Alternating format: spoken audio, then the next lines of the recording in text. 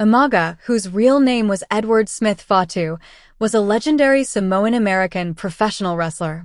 He was born on March 28, 1973, and became one of the most powerful and feared performers in wrestling history.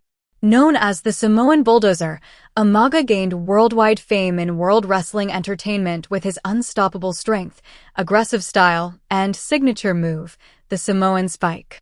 Umaga came from the famous Anoa'i wrestling family and shared the ring with many top superstars. His memorable battles and unique character made him a fan favorite and a true wrestling icon.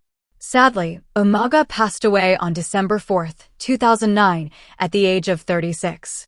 His legacy lives on through his unforgettable performances and the impact he made on professional wrestling. Rest in peace, Umaga, a true legend of the ring. Dove.